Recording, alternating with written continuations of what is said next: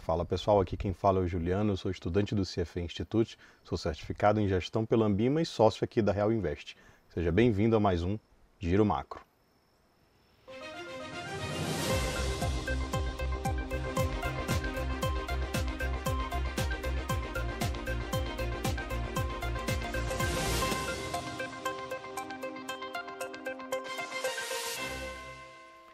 Então, pessoal, vamos para o que interessa, vamos para aquele giro com as principais classes de ativo que eu acompanho aqui na plataforma e seu resultado nos últimos 5 dias. Então, bolsas americanas e chinesas performaram bastante bem, precificando o acordo entre China e Estados Unidos, aquela trégua de 90 dias na guerra tarifária.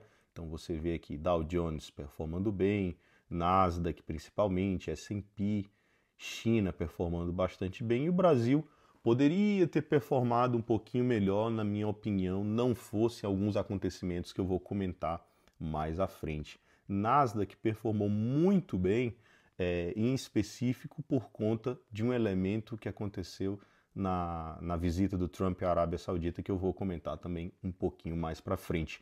O ouro ficou meio de lado, né, pessoal? A gente sabe que a busca por proteção ela tem uma correlação com o risco, né? Então, quando a percepção de risco cai, então, medida aqui pelo VIX, né?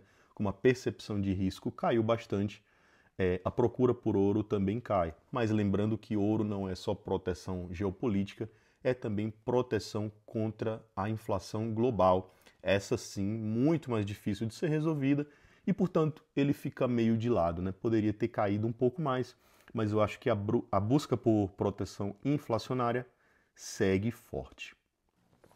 Então, pessoal, começando por Estados Unidos, a gente tem algumas notícias positivas e outras negativas. Então, do ponto de vista negativo, a gente teve a Moody's, né, que é uma grande agência de risco, rebaixando a nota de crédito dos Estados Unidos.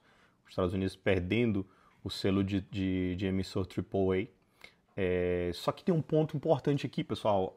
As agências de risco, quando elas emitem um parecer sobre um país ou sobre uma empresa, elas sempre fazem isso com extrema defasagem aos eventos que geraram aquele rebaixamento de nota. Então, aqui no caso, o que é citado é o aumento do endividamento e a piora no perfil de endividamento dos Estados Unidos, assim como está acontecendo no Brasil.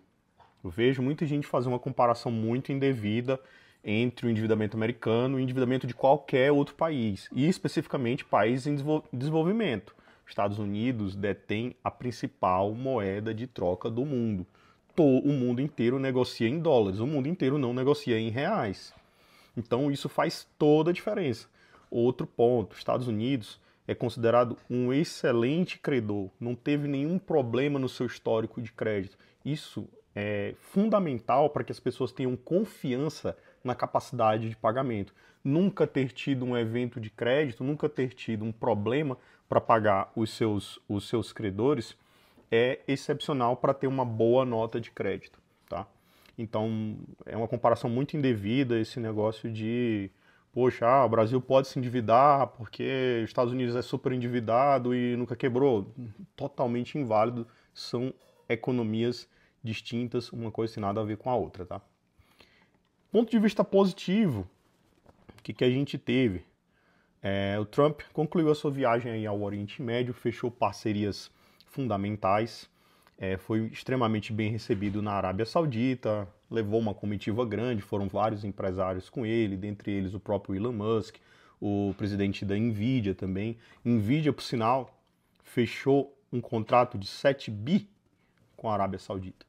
Então, muito, muito, muito positivo o saldo aí dessa viagem do Trump.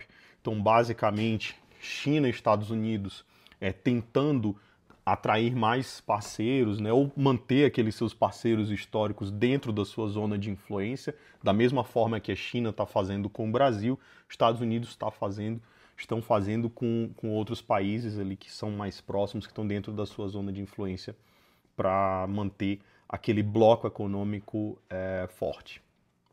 Passando para o Brasil, pessoal, vocês sabem que eu gosto bastante de olhar como é que está o andamento da nossa curva de juros futuros, né?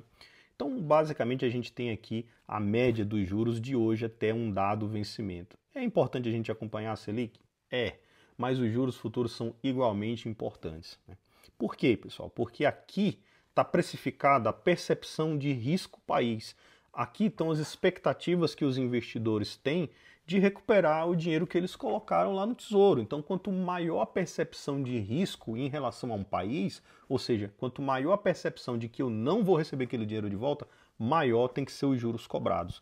Então, toda vez que acontece alguma coisa que piora a percepção de risco pelo investidor, essas taxas de juros aqui, elas sobem, tá, pessoal? E foi justamente isso que aconteceu. Na semana passada, quando a gente olha aqui o miolo da curva, né, a parte intermédia, os vértices intermediários da curva, eles estavam em torno de 13,4 e agora já estão em 13, mais de 13,6. A parte longa da curva estava em 13,7, agora a gente já está acima de 14, né, indicando um aumento na percepção de risco por parte do investidor. Isso se deveu, pessoal, basicamente a dois fatores. Então, pessoal, o que pode nos ajudar a entender por que a curva de juros futuro abriu um pouco da semana passada para cá, dos últimos 10 dias para cá? Então, um dos principais motivos é justamente a crise do INSS, a fraude do INSS. E ela vem em um momento em que o atual presidente já tem a sua popularidade bastante penalizada. Então, desde o início do ano para cá, a gente vê que tem várias pesquisas que mostraram que a popularidade do atual presidente está em queda. Então, quando um governante, seja de direita, seja de esquerda, vê sua popularidade caindo, ele tem o estímulo perfeito a adotar medidas mais populistas para tentar reaver essa popularidade de volta, né? Então, é justamente isso que a gente está vendo acontecer agora.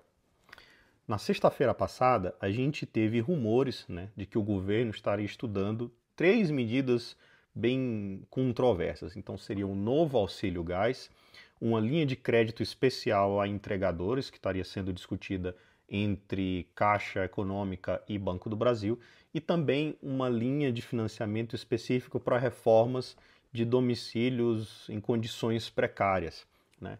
Então, é mais lenha na fogueira de uma economia que já está bastante aquecida, é colocar dinheiro para credores que a gente não sabe se terão condições de honrar essas dívidas e, em última instância, é aquecer uma economia que está com muita dificuldade de ser resfriada. O Banco Central colocou a taxa de juros em patamares historicamente altos, mais altos ainda que lá no governo Dilma, e basicamente a inflação ainda continua fora da meta, né? Continua fora da meta, ali até da banda superior da meta, que seria 4,5.